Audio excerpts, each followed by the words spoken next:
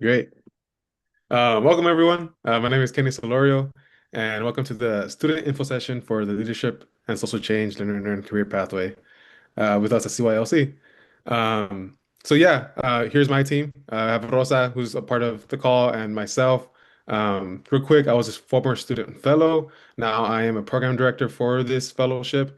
I enjoyed my fellowship, my placement at De Anza College, and now I get to help other students like yourself get the fellowship and get that experience as well. So I'm really excited for all of you, and looking forward to explaining some more details on the program. But I'll let Rosa, if you want to introduce yourself. Yeah. Hello, everybody. It's a pleasure to be with you this morning. Welcome. I am Dr. Rosa Garcia. I'm Executive Director of Community Learning Partnership in California Youth Leadership Corps.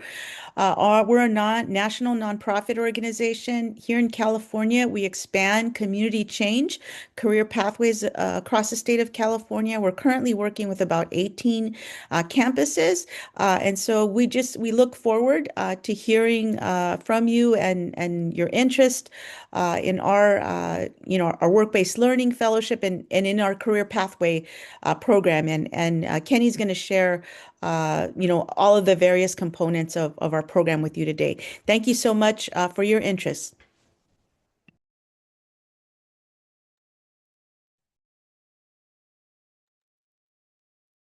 Great. And let's see, I don't think Raquel was able to join us today, but I do want to take a moment and acknowledge Dr. Raquel Arata. She is our American River College Dean of Career Education and Workforce Development, and she was really integral in this collaboration with the CYLC. And with that, I'll turn it over to Dr. Carnero. Hi, everybody. Dr. Mark Carnero here again. Just want to again welcome folks back to the space. Just my role here with the partnership is going to be one that help facilitate the student experience inside of the program. Inside of the program, if you are selected for the opportunity, you'll have the great opportunity to work with not only our community-based organizations, but with the team here at ARC to make sure that you are making sense and analyzing the experience that you're having through a work studies course. So you'll have this balance between both mentorship from the college as well as mentorship from your community-based organizations. And I'm just here to help facilitate that relationship. So yeah.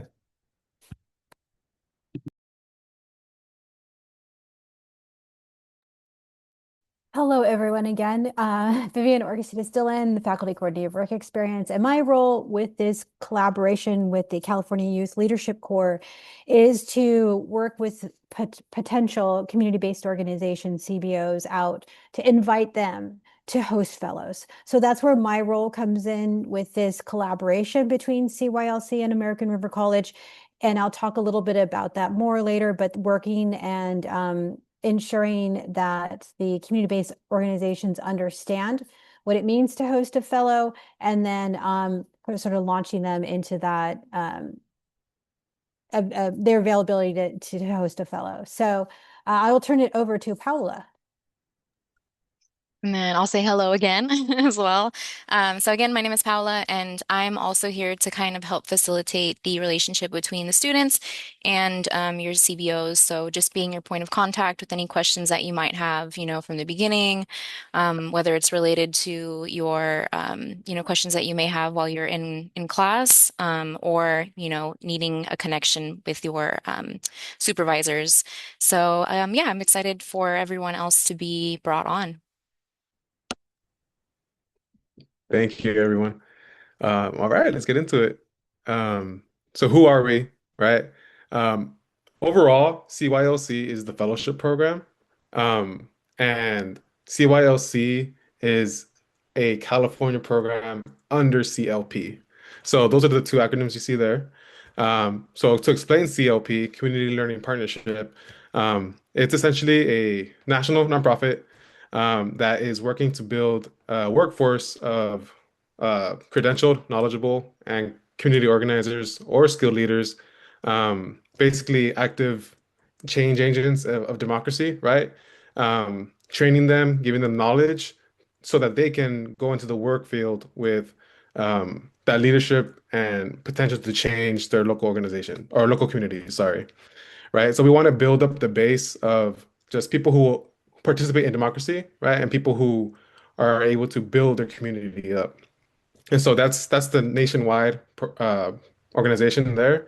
CYLC is a program, a statewide initiative that was created with the help of California tax dollars and CLP to bring the fellowship model of where students, go to a community college, take classes, get credentialed, get the work-based learning opportunity with organizations and nonprofits.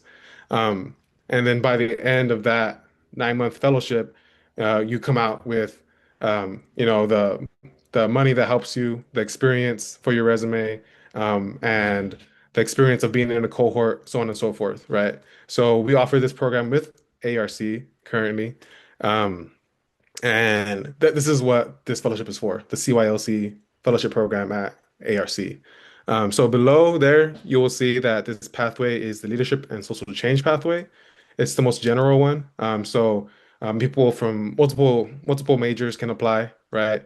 In the application, you'll see like just they will ask you questions on how to or to better explain what your interest is, right? In leadership and social change. Why are you interested in community change? Why are you interested in social justice and democracy and so on and so forth, right? But I do want to note the other pathways that we have at CYLC in case you or your family or your friends who you may know in other community colleges across California are able to participate in, right? So we have CPED, that's based in LA, Community Planning and Economic Development, Public and Community Health, that's in a few of the SoCal ones, Environmental Justice and Sustainability, Community-Based Immigration Legal Services, and Language Justice and Interpretation. Those are spread out between North Cal and SoCal. So if you or anyone else is interested in those, reach out to me or ask those questions, and I can fill you in on how to apply to those. But this one is for the leadership and social change one. Next slide. All right, pass it over. Okay, thanks, Kenny. I'll start on the first half of the slide and then I will pass it on to Dr. Canero. So how does CYLC integrate into ARC? Like, where's the connection? And so the connection is the ARC Office of Workforce Development. And that office, who Dr. Arata is part of, the dean of, partnered with CYLC to host this Leadership and Social Change Career Pathway, this 9-month paid fellowship. And what the role of this area is to recruit students like yourself, to offer college credit to students for their fellowship participation, and to also offer students a leadership and development workshop. So we are the connection with CYLC from the college to ensure that students, of course, are always first, and to ensure that there's learning, and to also support students like you throughout the process. I am going to turn it over to Dr. Carnero for the second half of the slide. Awesome. Thanks, Vivian. So if you all see the list of majors that are listed there at the bottom of the slide, you'll notice that one of them is ethnic studies. And I did mention earlier that I'm the department chair of ethnic studies. Many of the folks that I'm seeing in the room right now, participant-wise, are folks who have taken the class already or are currently in my class. So many of you know that inside of the classroom, we do discuss really heavy topics around issues of race and inequality and community issues. And many of us, when leaving the class, are oftentimes confronted with this problem, like, what do we do now? We know that there are problems around us that are feeling heavy. We know that the issues are constantly changing, and there's a lot of energy that we feel that can feel, like there's nothing we can do. So this is an opportunity for you to answer that question, really to ground yourself in the opportunity of making a change at the community-based level, with community-based organizations who want to do the work, who are aligned with the work, and who are really built to answer some of those hard questions around social issues like environment, social issues like prison, social issues like education, social issues that kind of span the gamut of things like LGBTQ issues or things around policing or immigration, you name it. We have a community-based organization that is here to work through that with you. And again, to offer you an opportunity to explore some of the things that will take you from the classroom into the actual field of work with these folks here that are doing the work on the ground. So that's going to be some of the pathway opportunities that we have mapped out for you here through ethnic studies. And I'll go ahead and pass it on. Great. And I just want to tack on really quick to that from what Dr. Carnero said, if we can go back one slide.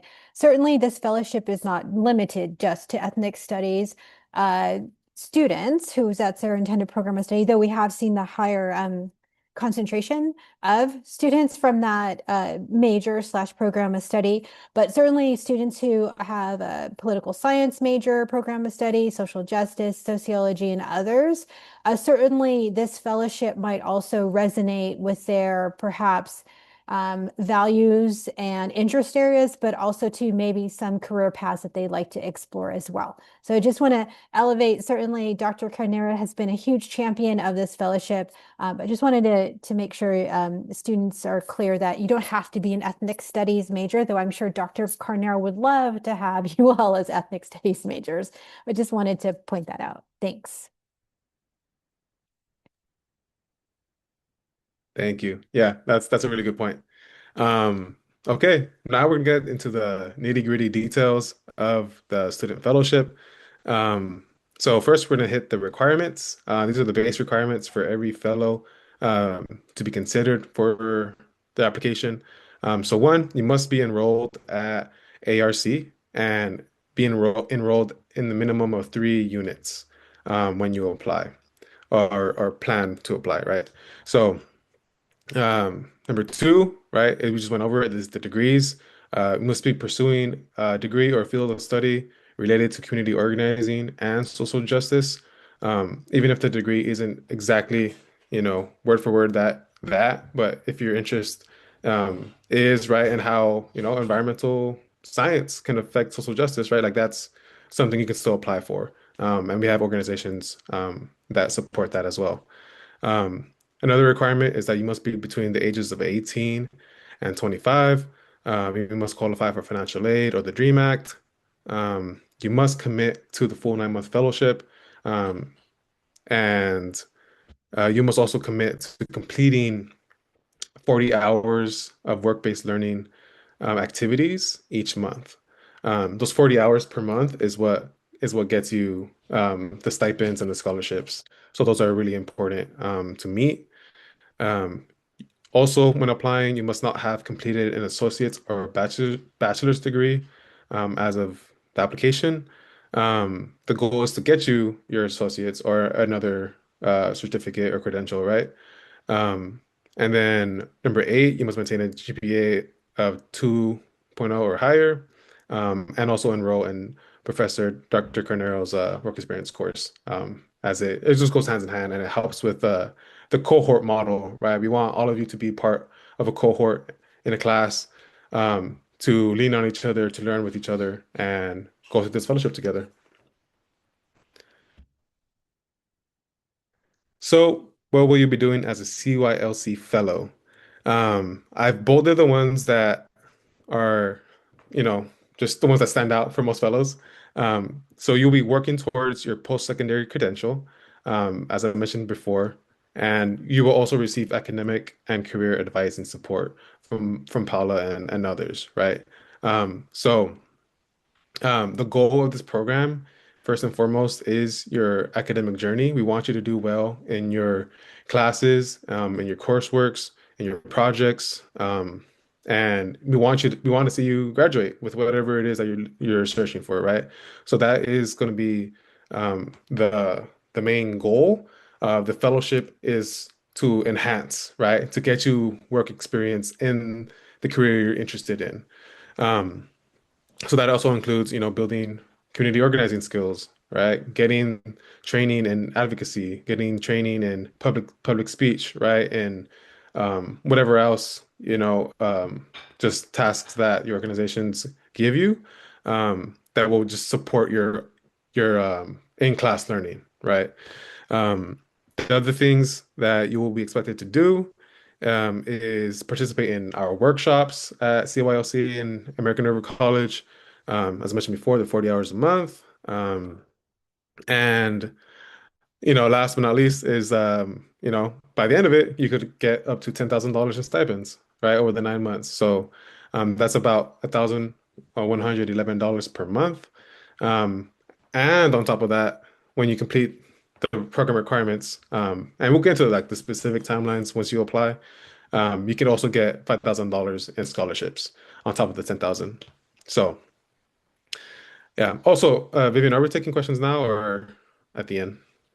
I think at the end would be best, but it's up to you, Kenny. It's your call. Okay. Um, let's see. I'll just answer it right now. So I got a question from Kimura. They're a dual enrollment student, and they're a junior in high school. So yeah, you would have to be 18 to apply, unfortunately. So thank you for that question. But I mean, if you have friends who are, at that age and are ready, we'll still be here when you turn 18 too. So don't forget about us. Um, but thank you for that question. Um, all right, next slide. Okay, fellowship activities. Yeah, so once you are accepted, once you are placed with an organization, right? You're in the course, you're getting the experience that you signed up for. Um, what are those activities, right? What are those activities that you'll be expected to learn, to train, to put on your resume? And so first and foremost, we want um, the core activities to be your main experience, right? We want you to engage in community engagement and outreach and advocacy and policy work. The organizations that you'll be placed in know that. They're going to give you projects and assignments that focus on that. And that is to really give you the experience of what it means to be a community organizer, right? An advocate for your community, a leader in your community, essentially, right? So that can go from, just organizing events, engaging with community members, providing outreach, providing services, but also like assisting, right, with like real tough work. There's advocacy initiatives, policy research, and just other just projects that want to get started in your community, right? And so, um, yeah, that would be the focus of your fellowship. In addition to that, you'll also get experience in the secondary activities listed right under it, which is administrative support, program support and coordination, research and analysis, communications and media, and support services and mentoring. These activities are, as important, right? These are skills that you can really gain, and unlike any other, just the regular, job, right, at a fast food restaurant. Like, these are real skills that you'll be able to put on your resume to boost your career and really like see the impact of your work in your community. And so I won't go over the details there, but I just wanted to give you a sneak peek of what you're signing up for once you apply, get accepted, and get started in the fellowship. Um, Also, just disclaimer, things that you will not be doing, just because we need to make it clear, right? We don't want you signing up for something that um, you thought you were going to do, but you're not allowed to. So you will not be engaging in political campaigns or voter registration. You cannot do fundraising, grant writing, just activities with your organization as well. And overall, you cannot engage in direct lobbying or endorse legislation of any kind. We do this to really not give favor, right, to any one side. Um, and I understand, like, it's, Sacramento, it's the capital of California, and there's going to be a lot of opportunities to do so. But we also don't want you, the students, to be put in danger, right? So there's been you've seen the news. There's been a ton of cases where there's people being targeted for like whatever they're doing, right, in public, and we want to make sure that you'll feel safe, you feel comfortable in your placement. You're not being forced to do something that you don't want to do. Um, and and yeah, I mean, I know we can get really excited about that, especially with elections coming up and all sorts of things. But we do this just to sort of make sure that, you know, you don't get hurt and you don't get, just involved in things you don't want to be involved in. But that's not to say you can't do this on your own time, right? You just can't do this as the work-based learning activities in our fellowship, right? So um, totally encourage democratic participation. We just can't count that as hours in the fellowship overall, if that makes sense. Yeah, Okay. and all right, I think this is me, right, Kenny? Yeah, go for it. Okay. So just to give an example, so last year was the pilot. It's still actually occurring, our cohort with Dr. Carnero.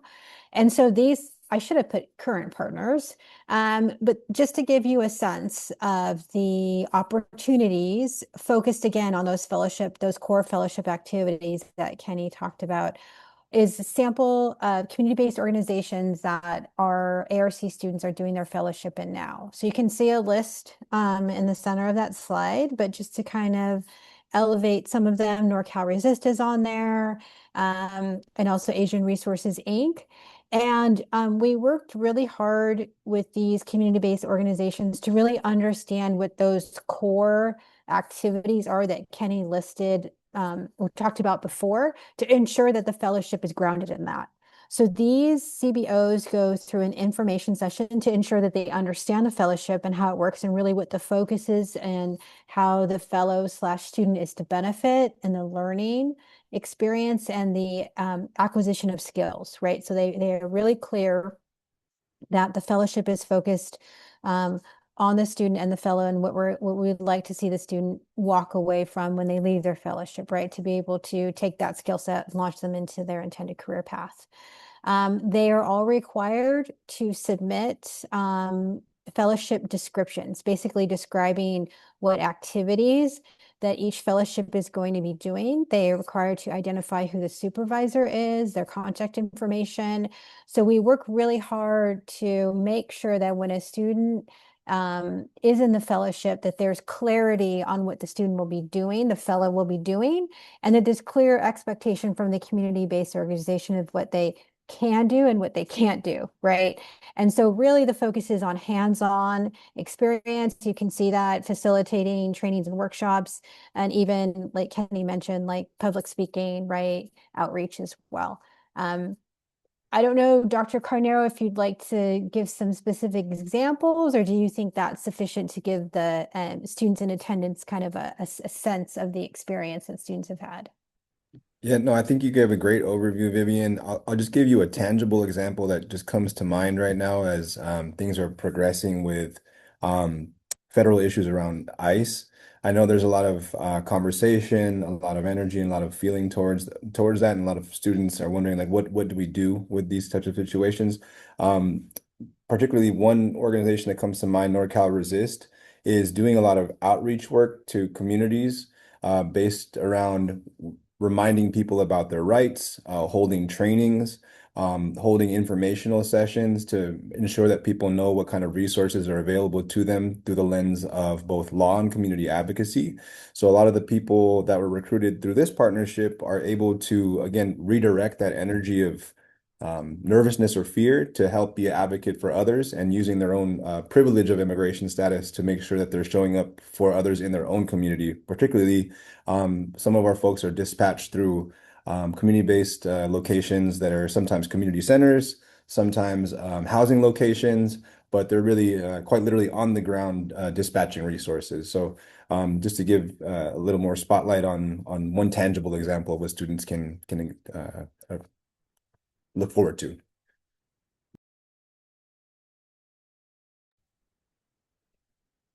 Yeah, thank you. Thank you both for those examples. Um, so I hope you're feeling excited. I hope you get even more excited with the payments coming up, right? So this is not all for free, right? You're gonna get paid for participating in this fellowship, right? We want to give you just the support you need to complete college. And so as mentioned before, up to $10,000 in stipends, $1,111 per month, as long as you meet the requirements for the program.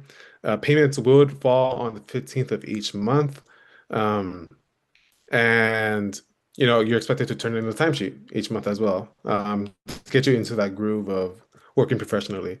Um, on top of that, the $5,000, as mentioned before, here's that breakdown. So you would get 2,500 in the fall semester when the fellowship starts, and then 2,500 in the spring semester when the fellowship ends. So those scholarships and stipends will be there to support you in your academic journey. Yeah, you can save that up for transferring, or you can use that for books and anything else you need. So that's a really big benefit that I know a lot of students love to hear. So I'll pass it to Paula for this one. Hi, everyone. So, with all this exciting news, I'm sure you're wondering where to apply. So we want to just let you guys know that the application will be, live through these flyers that will be shared. So you can find the application by, scanning the QR code. It'll take you right to it. And then we've already gone over the requirements of what are needed to be a fellow, but we just want to reiterate before you start your application process. So again, you do have to be a current Los Rios student, pursuing an AA degree or certificate, enrolled in at least 3 units per your semester. And then you'll be enrolling in your work experience course as well for the fall and spring. And then currently not holding a associate's or degree higher. So an associate's or anything higher. So currently don't have that. And then you're making sure that you're committing to the full 9-month program. So as far as the application, so once you head over to the link, you will insert all of your general information, your name, contact information, your student email, which is highly encouraged to use your student email. You'll get a list of a few short answers and then a few kind of longer answers that you will be answering. And then you will also be needing to submit a resume and a personal statement, which will be to this inbox here. This is our career info inbox for the Career Center. And before doing that, I just want to kind of make sure that you guys take advantage of the services that we have at the Career Center. So before you submit your application, make sure that your resume is not only updated, but that maybe you've had one of the staff members here at the Career Center, review it with you and just make sure that it's, the best it could possibly be before you send in your resume and personal statement. So we are here to help you with that. So please take advantage of the fact that we are available to you guys. And then once you feel like all of that is ready and you're ready to submit your application, then, if you have any questions, please do feel free to, come in and ask us and, do that as well. And then, of course, we want to make sure that you know the application deadline, which is Friday, April 3rd before midnight. So before 11:59 p.m.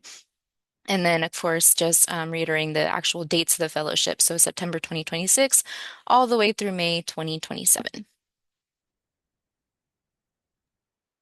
Thanks for that, Paula. I want to encourage everyone maybe to take a screenshot if you're able to, if your device or is able to do that. We always get that question after. Certainly we'll share the recording, but if you want to capture all this information, I'd invite you to do that. One thing too, I just want to elevate, we often get asked, well, how many fellowship opportunities are there, right? Like how many fellows are being recruited for fall 26? American River College, in collaboration with CLC, is currently recruiting 44 fellows. So I would strongly encourage each of you to submit an application. So I just want to kind of highlight that there on the slide as well. Thanks, Paula.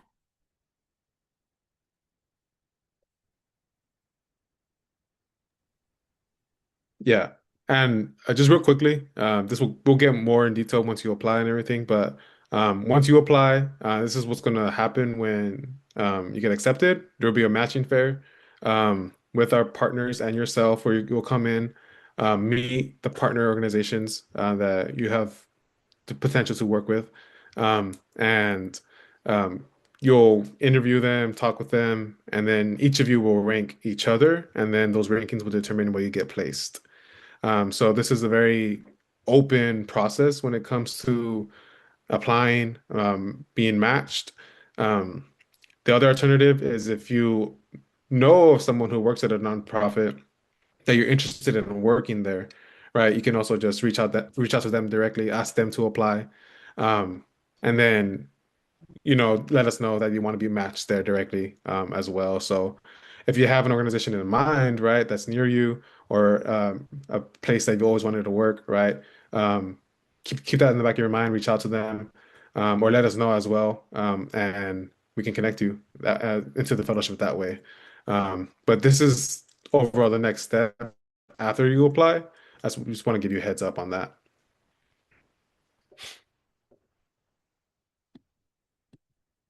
Okay, and I do see some questions in the chat already.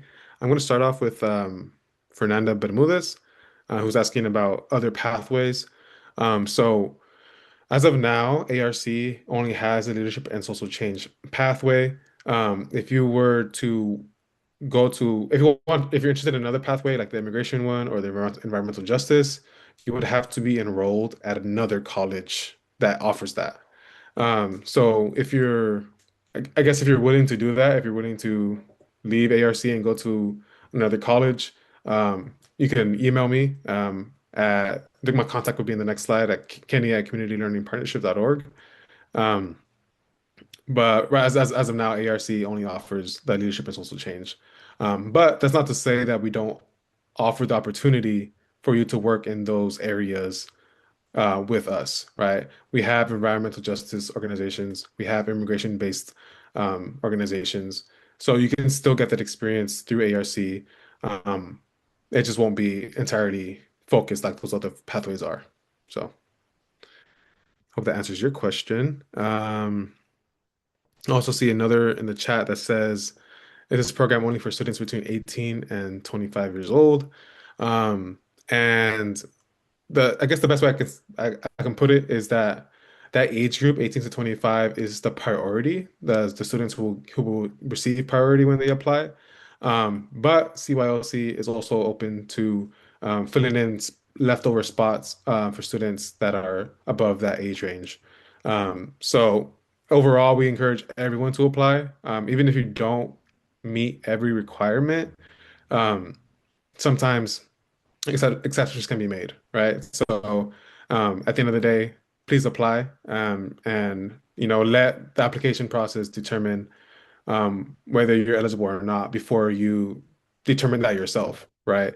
If you it's like for applying for a job, right? If you're like, oh, I'm not gonna get accepted, why apply? But you never know, right? So might as well apply. So I encourage that process, that way of thinking.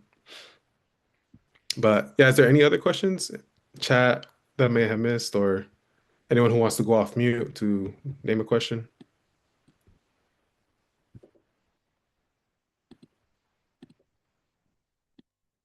Hi, Kenny. This is Vivian.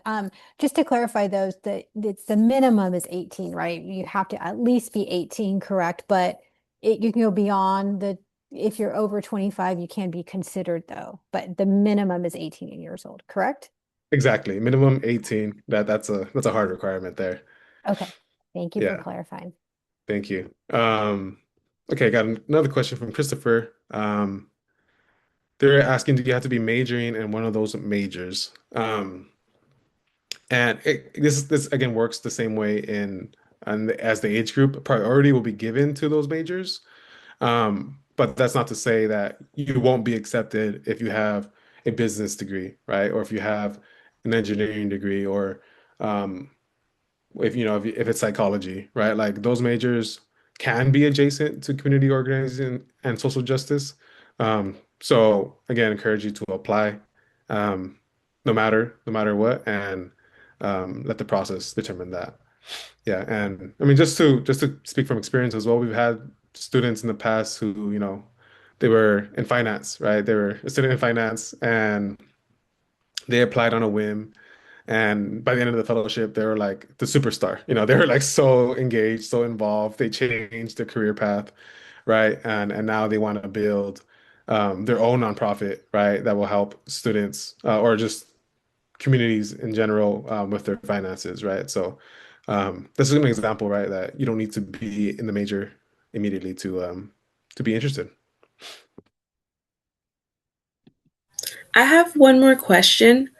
Mhm. So if we're not pursuing either an AA or a certificate and we're just planning to transfer, are we still eligible or no?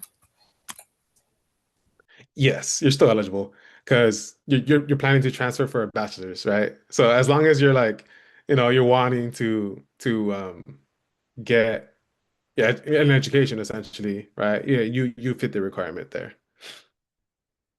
Okay, thank you. hmm Um, got a question from Yanae. Um, how early will applications be looked at? Does someone from the ARC team want to take that one? Yeah, sure. I'll take that one. So the team will not review applications until after the application deadline.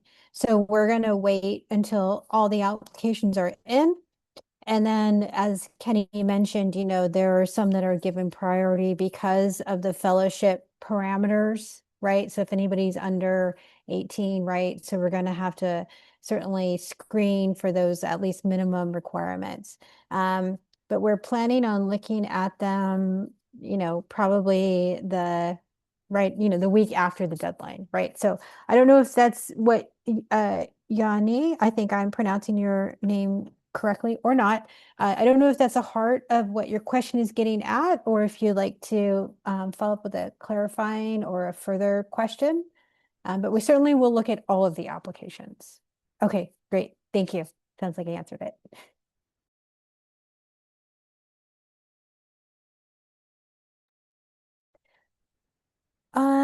Is anybody else seeing questions in the chat? Sometimes they get direct questions directly to some single person. Hi everyone. Uh, I just have one question. You have to be exactly a student at IRC to qualify for this program. Well, that's a good question. So this second cycle, there was discussion at ARC to open up to the other three sister colleges, right? So Folsom Lake, Cosumnes River, and Sacramento City. So if you are at one of our sister colleges, to Kenny's point, we still want to encourage you to apply. We're going to give priority to ARC students. That's not to say, though, with 44 open fellowship positions, that there most likely will be, I'm going to venture to guess, an opportunities for students at our sister colleges. So again, to Kenny's point, I would encourage you to still submit an application. On the application, it does ask students to indicate their home college. But again, given the number of fellowships that are available for fall 26, I would encourage you to apply even if you're at any of our sister colleges. Thank you. I'm not a student at all. I was trying to take some classes, but I had an issue with financially and all the application process and stuff. I wasn't good, then the time was passed. But I was enrolled for class and stuff, but I don't know. It was kind of complicated. I believe, Kenny, that's a great question you're asking. They have to be currently enrolled. That means currently enrolled at the same time as in the fellowship, right? So if a student currently is enrolled Yes. now, but is that right? So if this example, if someone were not currently enrolled but was planning on being enrolled fall 26, they would be eligible for the fellowship, correct, Kenny? Yes. Exactly. Mhm. Okay, Yes, Oh, great. thank exactly you. Thank correct. you. Appreciate it. hmm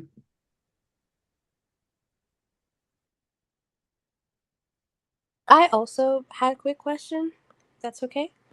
I wanted to know this program, will it most of the work be like hands-on, and will it happen on campus outside of Sacramento, in Sacramento? Yeah. So it really depends on the organization you're placed with. We have some organizations that are close to campus. We have other organizations that are in like downtown Sac.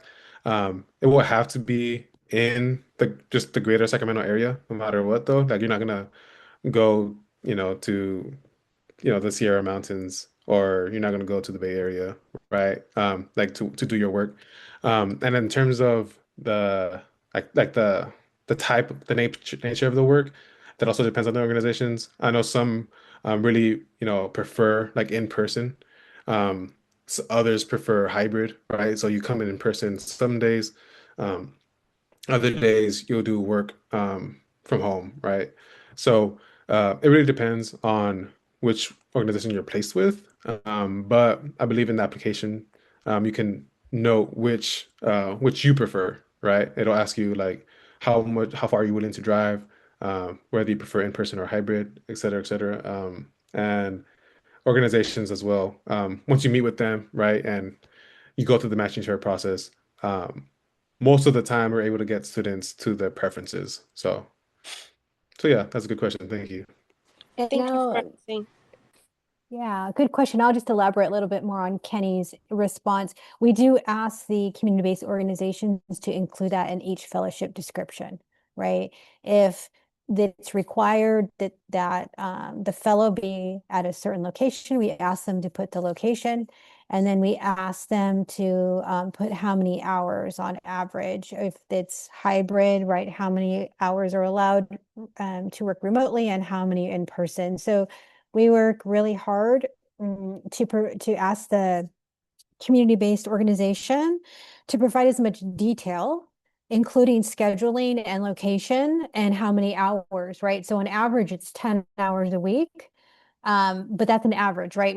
They're really looking for 40 hours total a month, right? So there may be an organization that has a certain pattern that doesn't follow that, it's not a strict 10 hours per week, right? A lot of it too has to do with who's available to supervise and the type of work that the fellow is doing, right? So we ask that they be as specific as possible in their fellowship description so that students can make a very informed decision about if they have an interest in the fellowship opportunity, factoring in your school schedule, your other work, potentially responsibilities, potentially other caregiving responsibilities. We're trying to make it as clear and transparent so that the student really ensures that it's a good fit in terms of availability and location and transportation.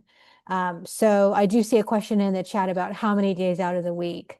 And again, it varies by community-based organization. It also varies by the fellowship position. A community-based organization might have multiple fellows, but they might be engaging in different types of work.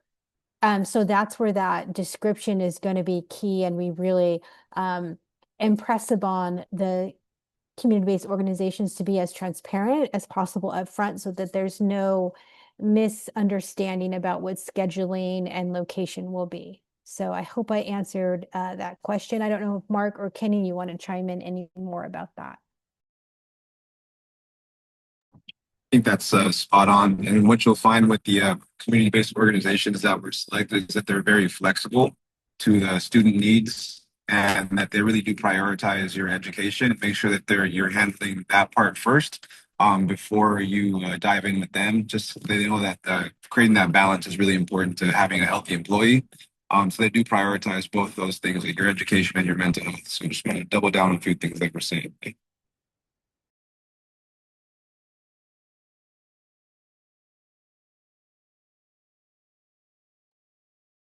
Well, as you might be thinking about some questions, I want to take a minute to invite each of you to give us feedback in a poll that's going to pop up on your screen here. We host these events with our employer, and in this instance, nonprofit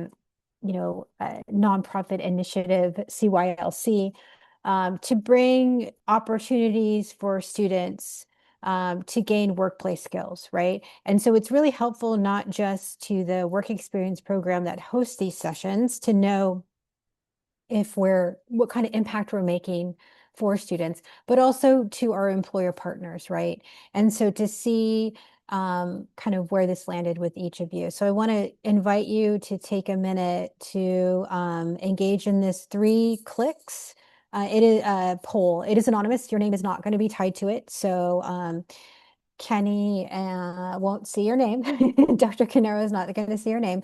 We're going to look at the aggregate, the overall impact that the hour spent on this session had on all of you. We hope certainly it was positive, but if there was something we missed, or it helps us adjust and improve, right? Feedback's always good to know if adjustments are needed. So I want to just invite each of you to engage with that. It's going to stay kind of hovering on your screen there. And as people are giving feedback, it might spark more questions that you have. I know we're certainly coming close. We have just a few more minutes left.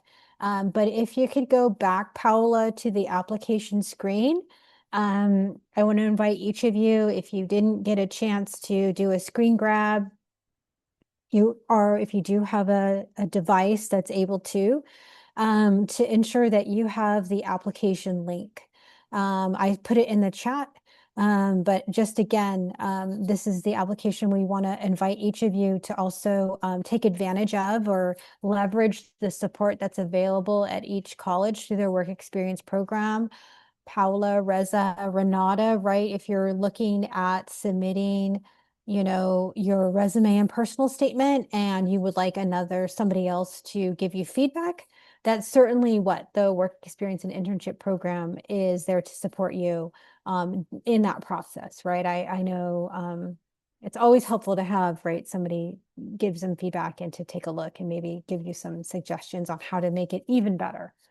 So I also want to just elevate that to you as well, to know that as you're thinking through applying, that there is support available to you. You have about a month to apply, right? The deadline is Friday, April 3rd. So you do have some time, but I know all of you are busy with your classes and your other, life responsibilities as well. So I just want to encourage you to leave enough time if you are thinking of applying and leverage that support at the college. So over half of you have replied to the poll. I appreciate you. If you haven't yet, I want to invite you to give us some feedback. Again, it's 3 quick clicks and it helps us know how we did. So with that, I want to also turn it back to the students in attendance. If you have any questions for Kenny, Dr. Carnero, myself, Paula, as you're considering and processing through whether or not you'd like to apply to this fellowship for next fall, I want to just invite you again to ask some questions. Oh, we're getting some love in the chat. It's always a good thing, right, Kenny? Definitely. Appreciate that. Shanice, the poll, I think you could pull, or Aaron as well, you can pull it up if you go to more, and then it says polls and quizzes, and that should pull it up. Oh yeah, we're getting some more acknowledgement. So thank you for everybody. I want to take a minute. It sounds like we answered all the questions. Oh yeah, I guess it's not showing up. I don't know if Paula, you can unlaunch it and relaunch it. But while we're doing that, I always like to take a minute to first acknowledge the students in the room, right, in this space. I know you're all incredibly busy. You have a lot going on in your lives. And I want to just say thank you for spending this hour with us to learn more about the CYLC Fellowship. This is, again, a really exciting opportunity for you to gain hands-on work skills in a community-based organization. If you're considering a career path in that, if your values and really are calling you to take some action, like Dr. Carnero talked about, this is another way to do that as well. So I just want to say thank you to all the students for taking the time for being in this space and for listening to see what the amazing fellowship that CYLC is offering in partnership with the ARC Workforce team. I also want to just take a minute and thank Kenny, and I don't know, is Rosa still in the room here, Kenny? But I just want to say thank you to you both. And Martine, certainly, as well, for taking the time to connect with our primarily ARC students, but also some of our generalist RIO students as well. And I also want to say thank you to all the other co-presenters, Dr. Carnero, Paula, for helping to put this together to really elevate this amazing opportunity for our students. So thank you all for taking the time. So we have 1 minute left. Any last thoughts from the CYLC ARC team or from the students that are in attendance? We just did an amazing job, Kenny. I guess there we are. Okay. Well, again, a link will be to this recording will be emailed out to everyone who registered for the event. If you want to go back and rewatch it, that should come out probably in about 5 business days. So keep an eye out for that. And again, please continue to engage with Handshake if you're interested in other work-based learning opportunities. The ARC Career Fair is coming up next month, and all those types of events are posted on Handshake. So please continue to engage with that. So with that, I'll say thank you so much. We'll go ahead and end here, and I hope everyone has a good rest of their day. Thanks, everyone.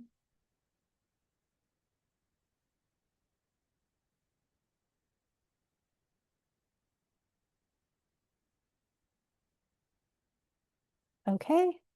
All right. I see the recording's still on, but I will just say thank you again to the ARC and CYLC team. If there are any last questions that come up for any